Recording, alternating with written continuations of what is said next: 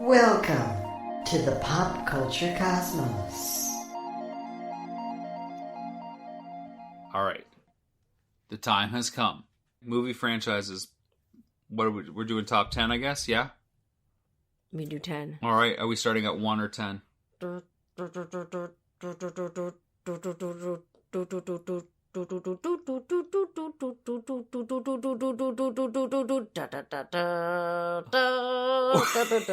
don't know what's going on right now. It's Star Wars, obviously. Is that number 1? Do we put Star Wars as part of this? Do we? I do. Why?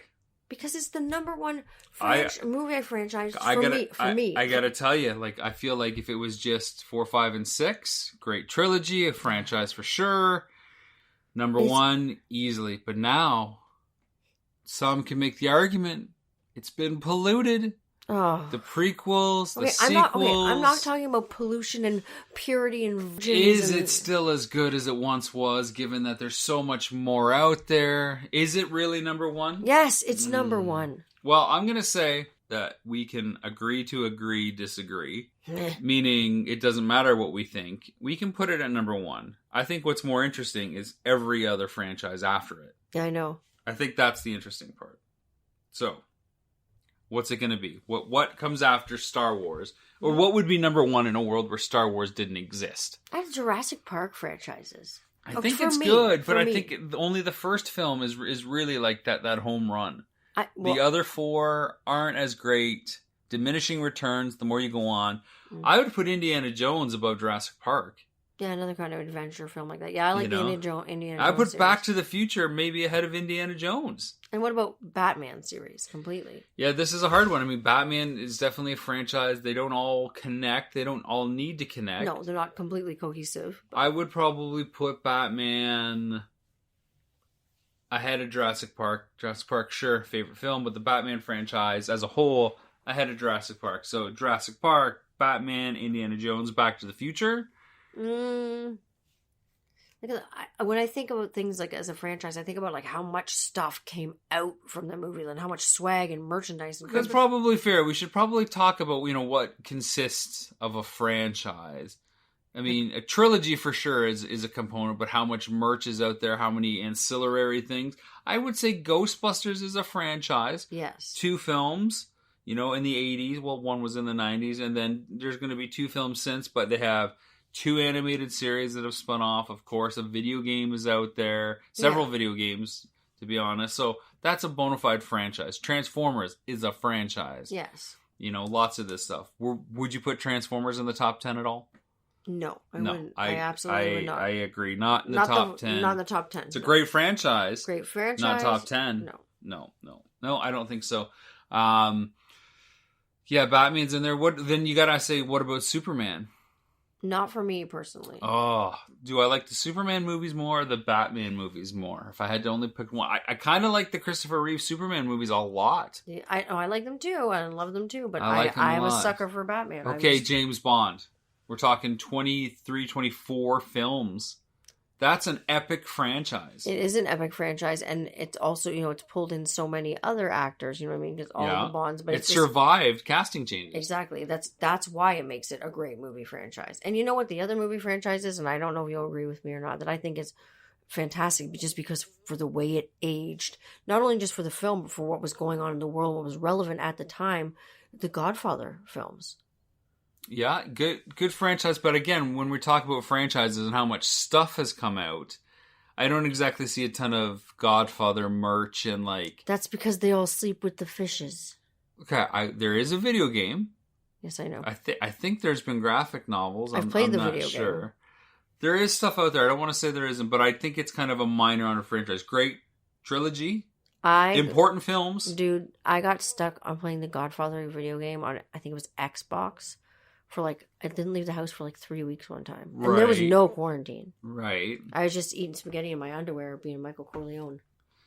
I gotta say, I don't think it's gonna make the top 10. Fine. Not compared to these other ones. Okay, bring it so on. We got Jurassic Park, Indiana Jones, Back to the Future, Batman, Star Wars, James Bond. So James Bond is 5. So now we got the top 5 left. Okay, we've kind of said Star Wars is number 1, so we got to figure out 2 through 5. Do we put... Is Jaws up there? There's a lot of Jaws movies, I don't think. What about Saw? And what about the horror films? Nightmare on Elm Street? Yeah, I would... Friday the 13th? I like that. To me, I like both those films, but I would put Friday the 13th up there more because that franchise even grew more after, like, Wes Craven's New Nightmare. And what about, like, the Night of the Living Dead sort of films? All those Romero films. Night of the Living Dead, Day of the Dead, Land of the Dead, Those are fair, and obviously there's whole Romero thing. It's hard to say that, like, Romero is a franchise, because it's not a whole movie. That's like saying Tarantino is a franchise when... You know what I mean? Films. Certainly great directors, and that's a whole nother discussion we can have when we build another list. Oh, yes. I don't know where those fall in there. I don't know that we can kind of classify that stuff as its own thing. I mean, Of the Dead is a franchise. Sure. Blank of the Dead, but whatever it is, But, I don't know. Certainly a huge legacy. What about this? Lord of the Rings, Harry Potter. I know. I love both I think of Harry those. Potter is in the top 5 for sure. For me. And for me, it would be, I'd have to combine, like, the Lord of the Rings films with the Hobbit films. I agree, Middle Earth. The Middle Earth franchise. I would say the Middle Earth franchise, because I can't just say it's the Lord of the Rings. Well, because I would say the Hobbit. I don't like Lord of the Rings as much as I like the Hobbit movies, and I know I'm in the minority. No, but I gotta agree with you. I like the Hobbit movies better than the Lord of the Rings movies, too. Always have. Here's another tough one. And this might be tough for you, because you don't have the viewing experience. The Marvel franchise. Because I haven't seen all of them, right? The MCU. That's one kind of franchise because they all crisscross together. Yep. And again, that's 20 plus films. It rivals Bond in terms of sheer numbers. I think that's got to be in top 5. I mean, it's impressive the amount of films they've made. The merch, the footprint of the franchise. Absolutely. Of course, the Avengers big combination, part 1 and part 2, Infinity War, and I forget the name of the second one, but. Yeah, see, that's how much I've watched it. The power glove of destiny and rubies. Yeah, something. Well, it's the Infinity Gauntlet. I just can't remember. I know the first one was Infinity War, and then I hang my head in shame. Me too. Avengers. Me too. Yeah, I'm gonna have to look it up because this is too embarrassing. What has become of me? Avengers. Did you take a blue pill? Endgame. Because it was the end. Yeah, it was the end game for this is the end, my friend. Okay, so that's Harry Potter, Middle Earth franchise, Avengers. That means we need one more, something bigger than the Marvel. What about Harry Potter? Well, it said it's in there. Oh, it's in there. Okay. Yeah. What else is out there? I know that there's people screaming at their. They're screaming at their iPods or whatever. Grease 1 and Grease 2. Grease 1 and Grease 2, yeah. I love you, Neutron Bomb. They're saying Tremors. There's so many Tremors movies. Oh, what about? Is there something bigger that we're missing? What about, like, the Evil Dead franchise? Like Evil That's Dead 1, Evil Dead 2, Army of Darkness, and then they have Ash vs. Are you going to say the Evil Dead franchise is on par with Star Wars and the Marvel Cinematic Universe? No, I didn't say it was on par with this is what we're looking for. This is what we're looking for. Because we've got them all from 10 all the way to 3, and we've got number 1. We just need that number 2 seed. And I know you're thinking Ninja Turtles live action. I'm not thinking Ninja Turtles live action. It crossed my mind. And then Turtles in Time popped in there. You're like, can't do it.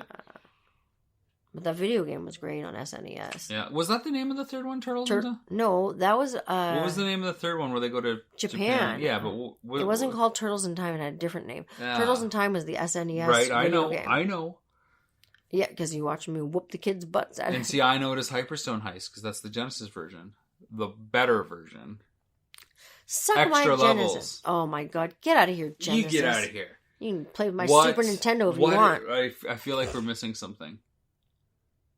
I'm looking around my room to see if there's inspiration in posters, but I've only got Muppets and Tim Burton stuff. Is there any Tim Burton stuff? What about, like, the merch, like this, the kind of niche that is all Tim Burton-y stuff? No, again, we can't pick maybe next episode we'll talk best directors. Okay. And consider, like, the overarching run of their careers. What about Terminator? Yeah, those are a good franchise. Aliens are a great franchise. That's pretty good. It's okay. First 2 are good, but then you get into, like, Prometheus and they're a little bit harder to chew on. They're a little bit more of a slow burn. Well, the first 2 are good, and then everything else seems like a really bad rehash. It's like, what's up, Valhalla's Rising? Again. On piano. What do you think? God. The last best movie franchise. It's a tough one. Yeah, it is. I don't want to cheat and go to my phone because I feel like if it's it's good, it we should should be know organic. it. Yeah, we should know it. What about Trek? Yeah, I would go with Star Trek. There's a lot of solid. I don't know if it's number 2, but I think it's in the top 10 because there's 6 with the original cast, and I think there's another 6 with the other cast, 5 at least. Mm-hmm. So I think that's in there. Oh yeah. Oh, that blue pill's kicking in. You're yawning, and now I'm yawning. How are we going to do this movie thing? I don't know. This was your big idea. Why this genre? Because I said, do you want to talk about movie genre? You said, sure. I'm like, what genre? And you said science fiction, fantasy. Because this is a movie genre that I like a lot. Now, okay, so what do you want to talk about? Some movies. Okay, but why this genre? Because I enjoy this genre more than, it's a good escape for me and a lot of people. You know, I love this genre. It's enough to take you away, but still kind of keep you grounded. I am almost already convinced, by the way, that my interpretation of this genre is going to be much more different than your interpretation of the genre. But I'm also going to predict that we're going to have at least 3 films in common on our list. Now, mine's 12, it's not 10. Well, that's cheating already. I don't care. I should tell you that mine is 15. Yes. Well, no, I did 10 pure ones. And we didn't say, we said film and TV. So I said, I did 10 pure ones. I didn't do any TV. I did all film. And then I did 2 other categories that I thought had elements of sci-fi fantasy, but We're weren't not talking really about elements here. But weren't really sci-fi fantasy films first. Okay. All right, bring it on. What do you got? You want me to go first? Yeah. No, you go first. No, you picked. No, I picked the category, so you bring it. Touch blue, make it true. Go ahead. Howard the Duck. Oh. What? Why is this on your list of all-time favorite? Because it's just such a weird, campy, Ducky. sci-fi, weird film where, Cleveland. He flies from outer space, into Earth. There's a crazy science experiment. There's a guy who's gone nuts. There's favorite moment from it? Favorite moment for Howard the Duck.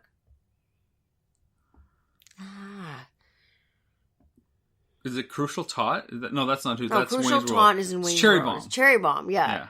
I love her bit. I love when he starts just staying at her apartment. It's want to watch Letterman? Come on, Ducky, let's watch Letterman. Yeah, and they're just best buds. It's so sweet. I love it. Leah Thompson's adorable in that movie. I love that her band plays in a punk club behind a cage. Well, because it's so rough, right? Yeah, something like rough that. Time. And Tim Robbins, a young Tim Robbins, is their manager. Oh yeah, he is so young in that. Oh my god.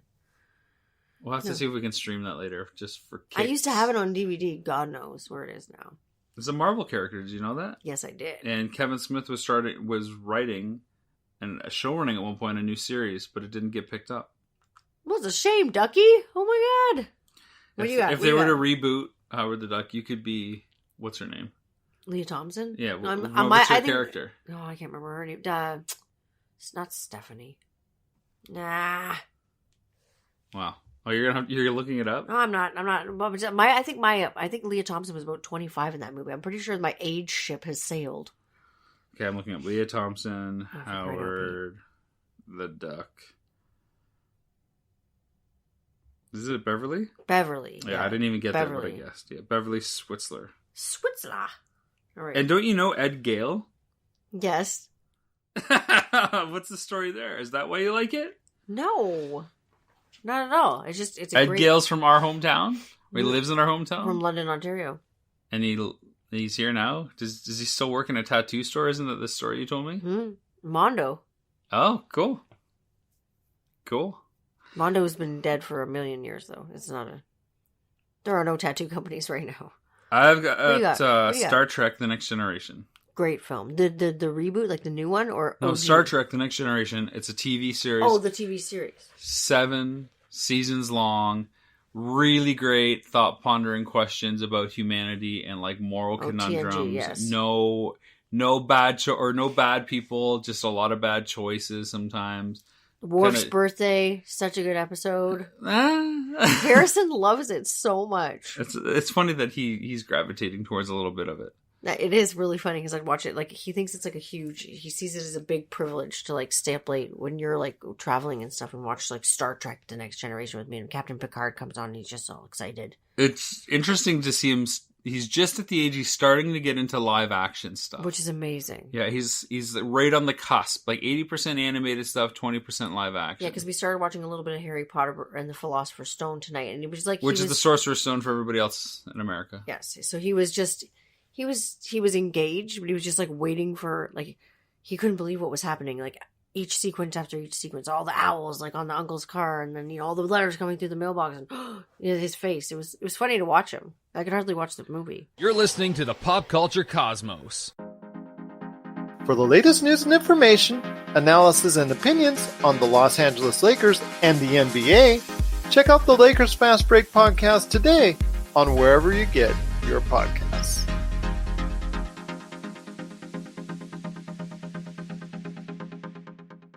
All right, next on your list. This is no particular order, actually. Yeah, mine aren't really in an order either. I said anything Star Wars. Any of the Star Wars films. Just, there's all of them, in my opinion. So that's such a cop-out that you couldn't just pick one. But they're so solid because, like, obviously my favorite one's Jedi, but I like... What Jedi? Return of the Jedi. Okay. Obviously, but I love Empire Strikes Back, too. Like, I have always been a sucker for, like, A New Hope. Mm-hmm. Return of the Jedi, and The Empire Strikes Back. Those will always in that order? No, those are just 4, always 6, 5? No, they will not be the order. I'm just saying I'm a sucker for those three films in general because they are my childhood. They're like, I grew up with them. I was like, I love them. I can watch them anytime. They soothe me, or no matter where I am or how I'm feeling, I know I can watch those and I'll feel great. But I like a lot of the newer ones too, like especially the real new ones. Like I really like Rise of Skywalker. You know, I really like the Last Jedi. Like just good, solid movies. Well, I will tell you right now that the next one on my list is The Last Jedi. Boom, baby. It's the only Star Wars film on my list. What? Well, you know, do I go with Empire because it's so iconic? But then I thought, you know what? I really like Last Jedi a lot, especially now that Rise of Skywalker is here. It really makes Last Jedi stand out more. So good. And I know people are listening and say, oh, it's garbage, this, that, and the other. And there are one or two weird things that happen in the film, like Leia like flying through space and... Yeah, that's a little bit tricky. And the whole thing with Snoke is still a little up in the air, but overall, I really like Last Jedi. I like that Luke has fallen from grace. He's, kind of succumbed to his fears, that he couldn't do what he thought he was supposed to do. There's a lot to take away that they're like, and I like that they kind of try to redeem the prequels a little bit by talking about Darth Plagueis and such.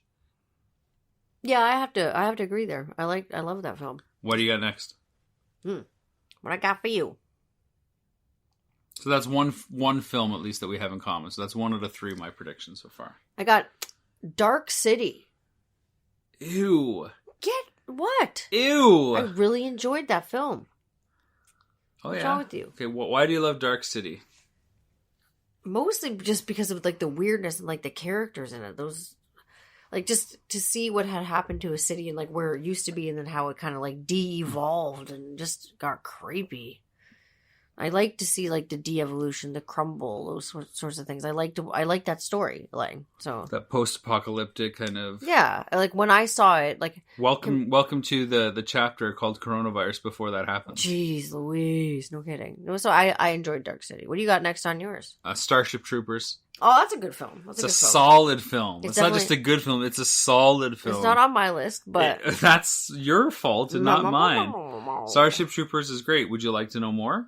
Sure. Give it to me. That's a joke. Did you understand the joke? No, I didn't. In Starship Troopers, you see all these different ads from the computers. Like, do you want to know more? You click to know more. It's just great. It's great satire, an over-violent society, what it means to be a citizen versus a civilian, your rights and your duties, and how we're, thrown into these different groups in life, and how we either defy them or kind of, grow above and beyond them, and how we live in the... military complex of life. I don't know. I just think it's great. I think it's really tongue-in-cheek, like all of our Verhoeven stuff. Big time. It's over the top to make a point of how much excess we surround ourselves with. Constantly, still. Next on your list? Alien. I have Aliens on mine. Oh, I didn't know which one to put, so I was like, oh. And I love this. I like the second one better than the first one. I always will. But like that series alone is just great. Love it. I love it. What do you like about the first one since you put the first one on your list? Just because it was the first film, just it really scared the crap out of people when it came out. Like it really was like being stuck in space and, you know, thinking you're okay aboard this craft and then learning you're stuck on there with something. Like that's horrifying. I think the way it made people feel confined and claustrophobic and uncomfortable when it came out. That's why I like that film. You know, similar ideas and themes to my next film, but like a bit of a reversal because you don't initially get that sense of claustrophobia and you know what you're dealing with. Mm-hmm. That's Ex Machina. I knew you were going to say Ex Machina because I almost put that on my list. I'm like, no, he's going to put He's going to put it on his, and I don't want to talk about it if he's going to talk about it because he always talks about it. No, it's just that... go for it. I just love it because it's that simple three-hander... Yep. Set up 3 characters, isolated situation. Although it's not painted as, you know, they're cut off from society. It's a privilege to go there. It's not painted as that at all. It's like a once in a lifetime opportunity to check something out. Yeah, it's like almost they treat it like winning the lottery. And it slowly breaks crumbles. Down. Yeah, I like to watch the breakdown too. Much like Jurassic Park, which is also on my list. That's on my list, baby. Okay, well that's almost 3. You didn't say aliens, you said aliens, so I'm going to say 2 out of 3 still. Oh. But Jurassic Park, which is next on my list, is all about the oh my god, the wonder, the surprise. Next on my list too. You know, the wonder, the surprise, science actually able to do the impossible, and you get to live through the main character's eyes to see it come to fruition and see it ultimately fail. Yes. So you had Jurassic Park. What was after Jurassic Park? Predator. Okay. Yeah. Okay, what about Predator gets you? Not on my list. Well, because it's another thing where it's just something where you're, again, isolated, like in a jungle. And, you know, you think you're pretty, you know, butt kicking and everything. But then there's this thing that you can hardly see. So just like Alien. Exactly, but it's... Alien in the jungle. But pretty much. You've got this freaking dreadlocks and craziness, and sometimes it shows itself, and sometimes it doesn't, and you got Arnold Schwarzenegger like a MF, like you're just kicking... But I also love Terminator for this reason. Terminator. The Unstoppable Monster. He's a great sci-fi movie, Terminator. Yeah, Terminator's solid. Predator's pretty popular. I mean, there's been a ton of spin-offs, Predator 1, 2, and then you got like Alien vs. Predator 1 and 2, and then you got action Predators. Figures. We even have Predator action figures in this house. Here's some. Yeah, we've got xenomorphs and stuff. It's a pretty popular franchise. Next on my list is RoboCop. Oh yeah, RoboCop's great. It's great sci-fi again. Paul Verhoeven. So violent. When you're like, I watched this when I was 8 years old. I did. Holy Christ! Like, that scene where Ed 209 just like malfunctions in the boardroom and takes out the guy. Who like doesn't, you know, you have 10 seconds to comply before I unload like 50 clips on. Before it's I so like you. Unforgiving. It's completely amazing. Like, those movies like Starship Troopers, RoboCop, Total Recall to a lesser extent. Again, Paul Verhoeven. What about, like, The Fifth Element? Those are movies I never saw Fifth Element. Really? I'm trying totally over the top. I'm trying to make a comment right now. Okay. About that style of, like, tongue-in-cheek but dry humor. Yeah. That really describes my kind of humor. I think that's me a lot. That between that and like Muppet zaniness, that's my humor. That is where right you are, there. yeah, for sure. Yeah. That's definitely your brand of silliness. Yeah, I agree, for sure. Next on your list, I got Close Encounters of the Third Kind. Yeah, it's a good one. I love it. I got to be in the right mood to watch it. Oh yeah, I never kind of get through it though. Like you said, you always fall asleep. I always fall asleep, so I'll like have to pick it up halfway through to get to the end, or I'll only start from the beginning and get a little bit. Well, I can watch young Richard Dreyfuss for forever. I've bought it like on Blu-ray. I've bought it on digital. It's always on Netflix or somewhere streaming. Yeah, somewhere streaming. It's a great film. It's a beautiful film. It was Spielberg's passion project. Mm-hmm. It was all about love. That movie. That's why I like it so much. It's a good film, and I mean, I still think it's one of like Spielberg's favorites, but it's not one that he always kind of plays the card. Not his go-to. No, yeah, exactly. Yeah. I agree. He's always like, you know, Schindler's List, E.T., Jaws. And E.T. was on my list, actually, to be perfectly honest. Oh, yeah? Yep. Not on mine, but similarly, what do you got? Maybe WALL-E. Oh my gosh, I almost put that on my list. Oh, I think WALL-E's a great sci-fi film. And it's so sweet, too. And just, again, you want to talk about world building and where the world goes and who the characters are and how things change. Film. It's a great film about humanity, though, right? And it's so good, like it's so relatable to children. I think the best sci-fi is all about humanity, right? Like I mentioned with Star Trek Next Gen, what are the decisions that you're making? What is the moral conundrum? And even with all these different monsters like Predator or the Terminator or the Fly, like Fly, another one on my list, film, or an Ex Machina, it's not necessarily about the creature or the monster, it's about how the humans react to it. It is. It's all about reaction. Same with Jurassic Park in that. Action versus reaction sort of deal. Similarly, rounding out my list, kind of like WALL-E, is a somewhat... I want to say a big film, but I guess it really wasn't that big of a film, although it was nominated for Best Screenplay. What? Children of Men. Yeah. I think it was Clive Owen was the lead in it, and that's the future where nobody can get pregnant. Yeah, that's a freaking weird And he finds movie. a girl that's pregnant, and he has to get her to basically, the resistance, so to speak, and it's like an impossible journey across England, evidently, to get her to safety, and how far is he going to go for the greater good versus his own well-being? Well, needs of the many versus the needs of the one. And that's why one of my films that made it, the original version, it's the same sort of idea, utopian sort of society, the original film of The Handmaid's Tale with Robert Duvall. Dystopian, rather, yes. Utopian, dystopian, everyone, Fruitopia. No, Elizabeth McGovern's in that, Robert Duvall's in it, I think Catherine Deneuve plays in it too. It's a great film, and now that they've adapted it to that... amazing series with Elizabeth Moss, which is amazing. You have to see the original film first. I remember reading. I kind of want to see the original Westworld as well. Yeah, me too. Then the remake was good. I remember reading the book, Handmaid's Tale, like in English class or something, because I had to, and then seeing the film and just being like, "Well, that's pretty out there." And then the series is great. So for that reason, such a cool film. So, remember how I said I've got 2 subcategories that I didn't put on my main list? They're not quite... Because I didn't think the sci-fi element led like they did for all these other films. Okay. So, the first one are comedies with the elements of sci-fi stuff. Sure. And they're listed Bill and Ted. Yep. Back to the Future. And Ghostbusters. Oh, those all fit. Yeah, but I wouldn't call them sci-fi fantasy films first. Those feel like comedy films. Yeah, for sure. And then drama that has sci-fi fantasy, Eternal Sunshine and the Spotless Mind. Yeah, Jim Carrey. Yeah, that's a great film. Because it's all about the science technique, but it's really more about the drama and the human condition there. And then About Time.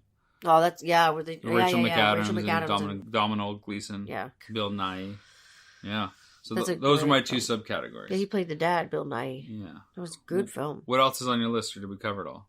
Well, sci-fi, more fantasy stands out first, like obviously The Dark Crystal and those sorts of things for me, yeah. Yeah, okay. I didn't know if you were going to do like a separate fantasy genre for another episode. No, well, I guess I won't get to talk about those films then. Well, we can do fantasy it up. Sweet, we'll see. We'll see. Baby.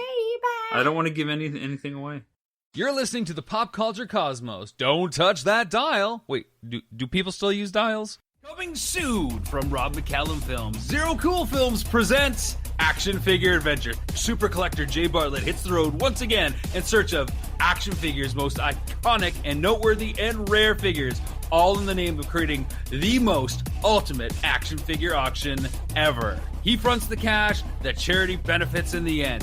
What will he get, how will he get it, and how well will he do? Find out November 1st, 2020. This and many more from Rob McCallum Films.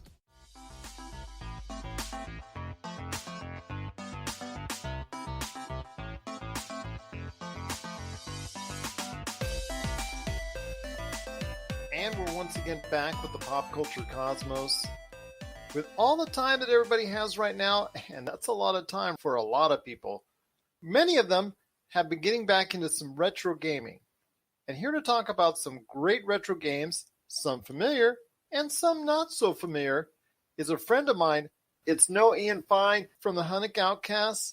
And Noah, great to have you back on the show, but really, what have you been playing that has been for you such a great blast from the past? For the Nintendo, I mean, I could talk about Mario, but and I know that they're working on some remastered versions of the, for Nintendo 64 and GameCube and Wii to bring those onto the Switch for the 35th anniversary, and that's great.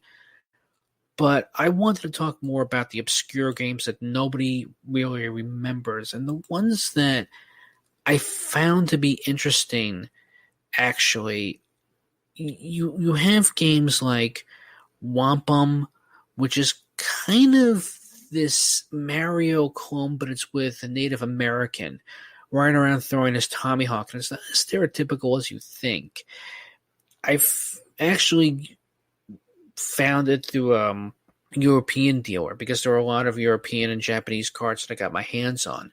So it's something to consider as well. There's also a game called Sweet Home that was in Japan, but over the years, maybe we find an English translation of it as people were able to take the ROMs and reprogram it and put it in English and sell it as a reproduction card. This was a survival horror game, which is interesting. And the more you go into it, you're in a haunted house. And if you die, your other comrades will take over, but it's all about who is going to be the last person standing, if anyone at all. There's also Maniac Mansion, which was a LucasArts game that was here in the States. It's a point-and-click adventure. You're going through a haunted house, saving your girlfriend from this meteor that crashed in front of this mad scientist's house. It was also on the earlier computers, the Commodore 64, which I enjoyed, and Amiga, and there's a character that has a pet hamster, and you could put it in the microwave and cook it. If you give it to him, he'll kill you. And there are different endings for this game. I'm not going to give it away, but there were multiple endings where you could beat the game, where everybody would just die and you would start all over. And there were different combinations of what each character could do. So that I found interesting as well. I have also been posting some of my Disney Afternoon games and Fox Kids games. The Disney Afternoon collection, of course, is on the PS4, so you have Darkwing Duck, Chip and Dale, DuckTales, Tailspin. They're great. DuckTales is your typical run and jump. Darkwing Duck is a Mega Man 5 clone, which is fine. Tailspin is your third-person shoot-'em-up, also a great game. And what else was... Oh, yeah, Chip and Dale, which is also another run and jump, which is something, again, to behold. And finally, you can't go wrong with Konami at the time. Capcom or Konami, if it wasn't Nintendo. There's a shoot-'em-up I've been trying to find for years called Stinger. Very interesting game. It's a shoot-'em-up, but at the end you get these different boss fights that you get to. There's a space squid that you have to shoot off its tentacles and then its head. There's a vacuum. It's a very interesting type of game for the Super Nintendo, because that was also one of my favorite systems growing up. I can't even begin to say how many games I've had. I think I have more of the Super Nintendo than I do for any other system. Where do I begin with that? If you really want to say goodbye to the sun now, oh God, you have games like the Final Fantasy series, you have Final Fantasy Tactics, you have Legend of Zelda, no doubt about it. And I think what I love about Link to the Past was not only did it go back to the overhead view and have a fresh coat of paint from 8-bit to 16-bit, but Link to the Past actually had you go through dimensions from light to dark, which was not bad. Loved it.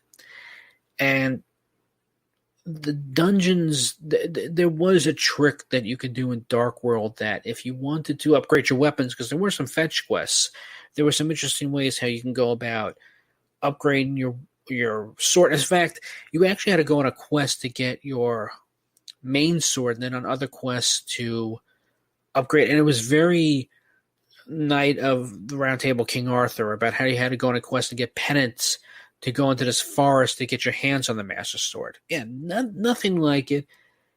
And if you did bring back a flute that in the first Zelda game would create a whirlwind and take you to different spots, this one you would go to a town square, use the flute, unlock a duck from a statue, and the duck would take you to different spots to help you get your quest faster or unlock different medallions and use different magics. Great boss fights as well. God, I have so many Super Nintendo games as well, but I'm going to save them for another time because I'm going to just go quickly to Genesis. One of the reasons why I got Genesis was for Ren and Stimpy. Huge Ren and Stimpy fan. Nintendo and Super Nintendo had a plethora of Ren and Stimpy games, but they were all crap. Genesis had, well, Sega technically had two. They had Quest for the Shaven Yak for the Sega Master System. It was also ported to the Game Gear, but it was pretty much the same game. And for the Genesis, you had Stimpy's Invention. It was a little cleaner, two-person run and jump type of game. You go through 5 levels to create different things to help Stimpy work on his invention that would take garbage and turn into food. What's great about the game, you can press the select button to switch between Ren and Stimpy, and not only was it jumping and attacking enemies, but each character had their own ways of attacking it. Like, Stimpy could jump at enemies with his girth. Ren was known for his smacking, so he would smack your enemies. And then there was a little technique that only one could do. Like, Stimpy was known for using his hairballs and coughing on things, and Ren would sometimes just pick up Stimpy's nose and use it to hurl at the enemy. So finally, I'm just going to jump real quick to the PlayStation 1 because there were a lot of games that... Now, in order for me to do the Japanese games, I had to get myself a disc to put into the PlayStation 1 for it to read the Japanese games, or there was a card that you could put on to read the Japanese games. It was a crime that a couple of these games never made it to the States. One for me to translate. I can't really describe it in English. You can search it. It's called Hot Blooded Family. It's kind of like Final Fight. You fight drug lords, but the difference between this game was that you would go to the fishing pier in Japan and get swallowed alive by a blue whale. And now you're inside a blue whale with the person you were fighting, and you're in the stomach, and you see these mutant crabs with boxing gloves. While water is rising, eventually the whale would spit you out, and you're still fighting on top of the whale, and only in Japan. Another game was kind of interesting called Rap City, a Musical Adventure. I've seen this game. I heard it was very easy. It takes about 10 hours, but I picked it up anyway. It's pretty much a tactical role-playing game. And the cutscenes, they play like a 1980s primetime special. Not bad. You know, the voice actors have some great set of pipes. It pretty much deals with your antagonist and protagonist. They're fighting over Prince. Our heroine wants to find the man of her dreams, but she's an orphan, and she's friends with a puppet that will only talk to her. It's a magical puppet, but only they could share a bond to talk. And the puppet pretty much tells her, if you want to find the guy, you can't do it at home, go out. So she goes out. She sees a dragon. She sees the prince. She wants to save the prince, but the prince saves her. But then he's turned to stone, and now she has to go on a quest to get 5 Heartstones and to kiss him to break the spell. But if you can Google her song, like her introduction, it's awesome. It does play like a 1980s musical, so it was very easy. They ported it to the DS, where it's more turn-based because the PlayStation 1 is a tactical game where you have to move your character in different directions. And if you have a short or long-ranged weapon, it's depending on how you stand in front of your enemy, or if you have magic, where they are in the box or boxes that you could use your weapon. At the time, I didn't like tactical, but after playing something like South Park Stick of Truth and Fractured But Whole, I went back to this. It's again, I wish they would make, more of these games and make them a little longer, but it's definitely worth your time. Well, no, I cannot thank you enough for stopping by to talk some great retro gaming. Looking forward to you checking in over the next few weeks with some more retro gaming thoughts right here on the Pop Culture Cosmos.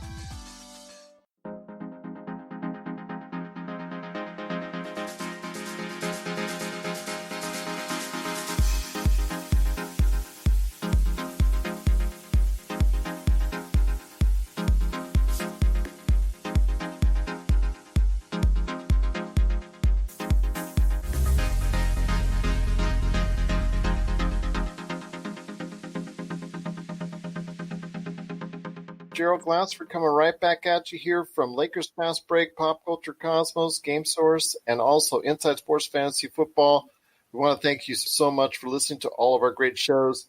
And this guest, once again, returns to us. He had such a great time in our previous conversation that he came back. Anytime I can talk NBA draft, it's just a great opportunity indeed.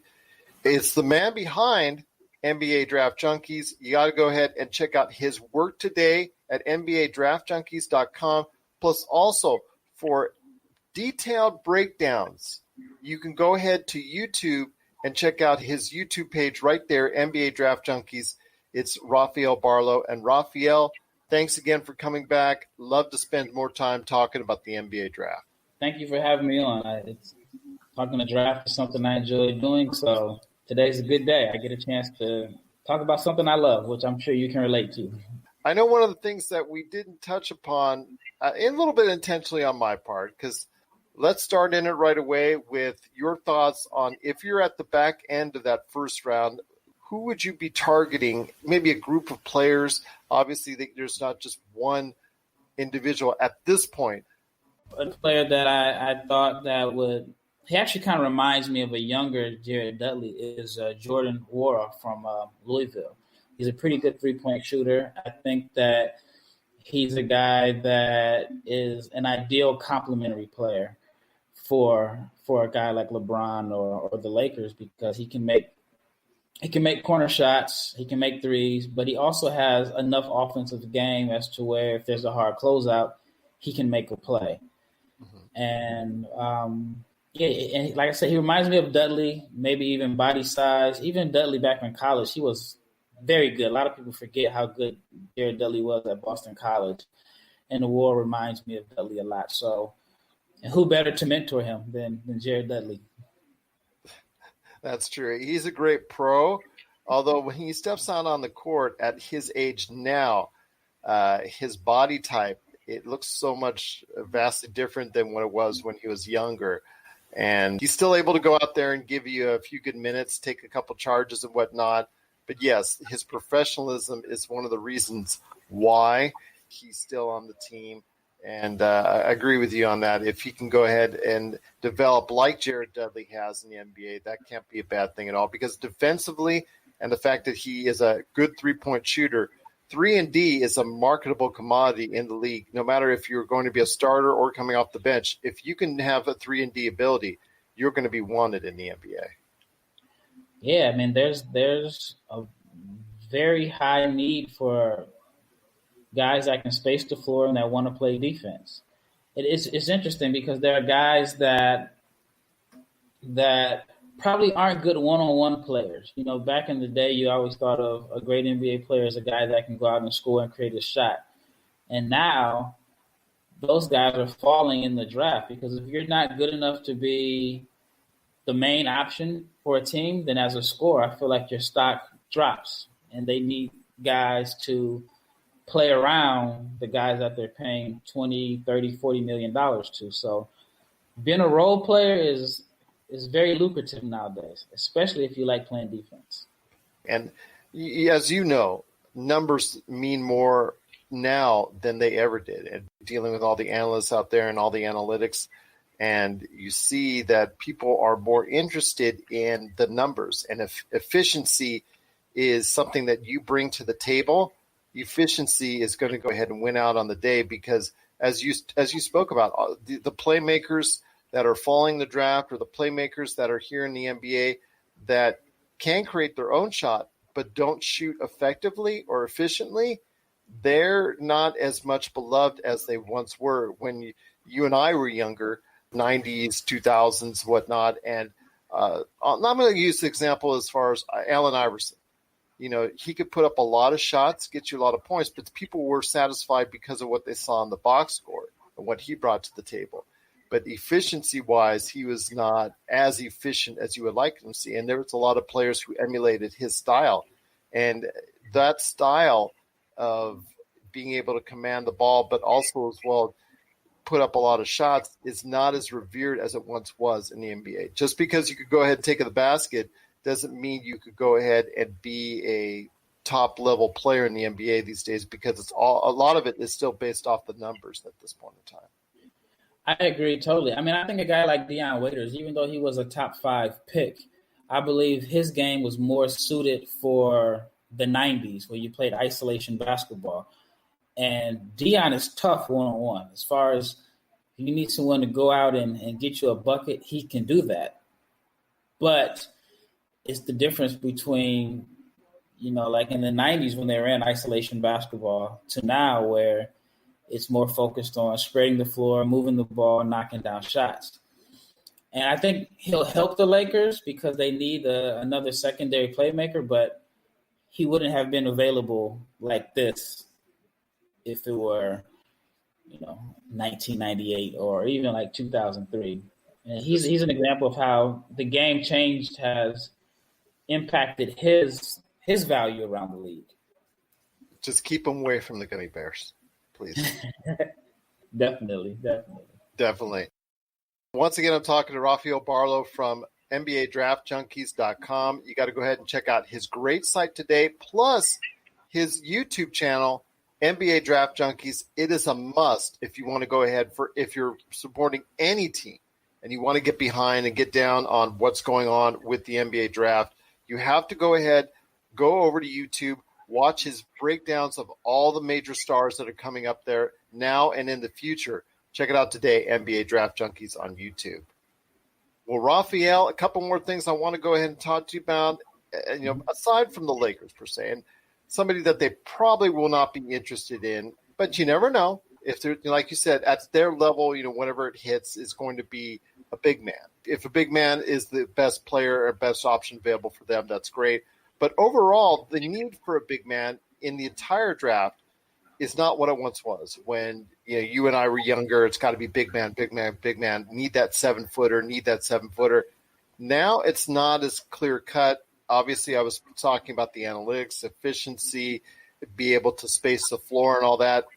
That's now, in many ways, a requirement for many of these young big men.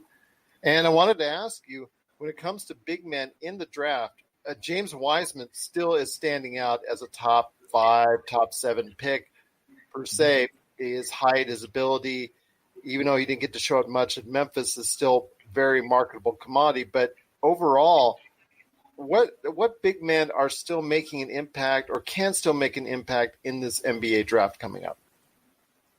Well, I like Wiseman. I also like Okongwu from USC. I'm really high on him. And it's amazing if you think about it that Chino Hill's team could have 3 guys drafted in the top 5 or 6 with Lonzo, LaMelo, and Okongwu. But he's a guy that I'm high on.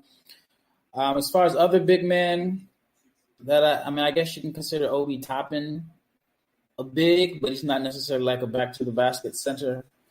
But, yeah, there's not a lot of bigs. And it's interesting because some guys may, especially for team need, like I know a lot of teams may not need bigs, but I look at a team like the Lakers. I think it would be wise for them late in the first round if there was a big that they wanted to develop, which the Lakers have drafted very well, in my opinion, the last few years.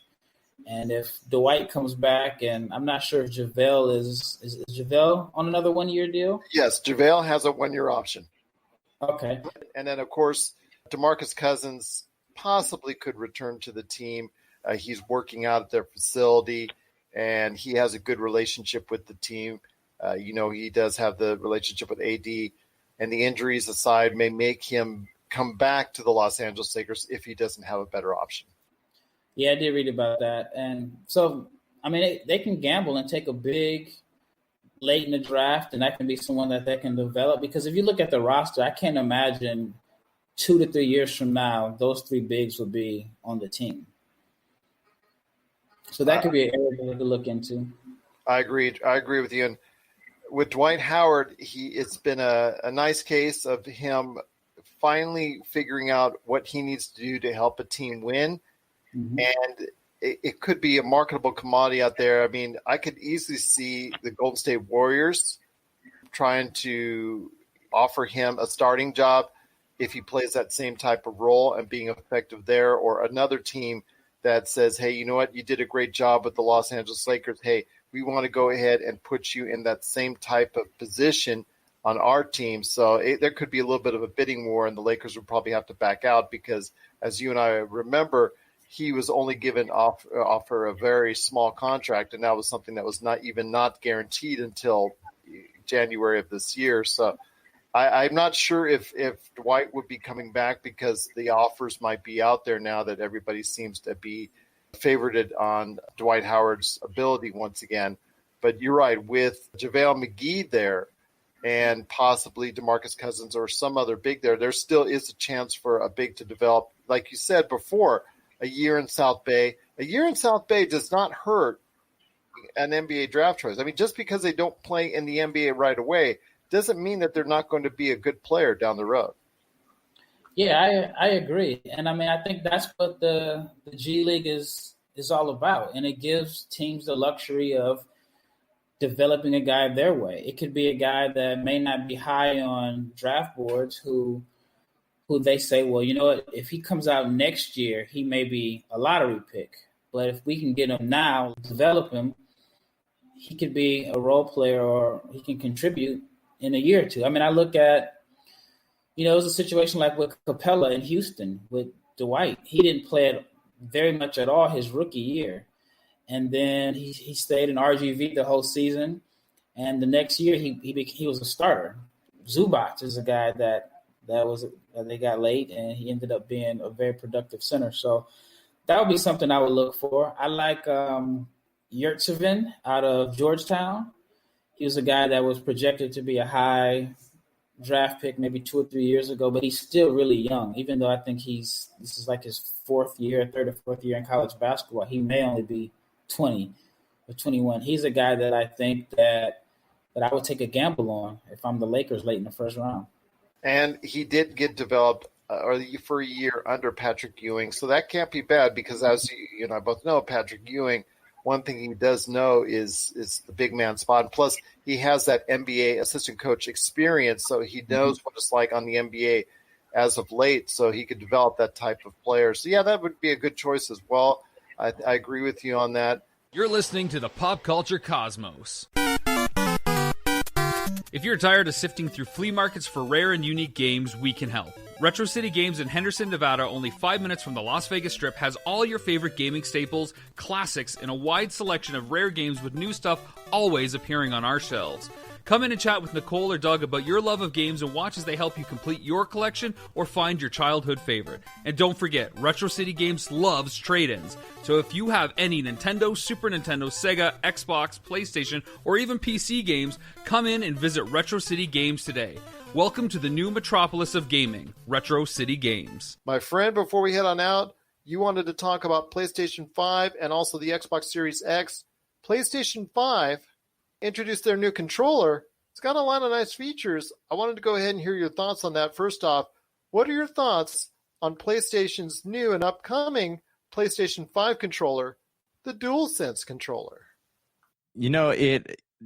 I'm going to mirror what a lot of other people are saying out there. It looks just like the Xbox controller. It's pretty crazy. Like it's lost that clunky, not clunkiness, but like that how everything's so sharp and curved inward with the PlayStation remotes. It's lost that, and it kind of looks just like an Xbox controller, or even like the Wii remote, which also, or the Wii control, not Wii, but Switch controller, which also kind of resembled an Xbox remote. But it looks cool. It looks sleek. I don't have an issue with it, but I just it just doesn't seem like there's a lot of creativity went into it. But also, I love the fun that the internet is having with it.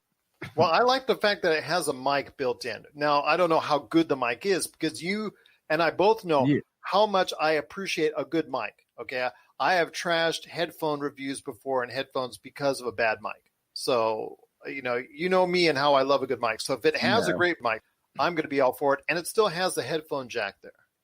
Yeah, and I'm just curious, like, how well, if the mic's in the controller, how well is that going to pick up your voice and not the sounds around you? That's why I like about, like the headsets that you use, the headsets that come with the Xbox, even like the some of the PlayStation 4 headsets. Like I like them because the mouthpiece is right next to your mouth, so you're not picking up.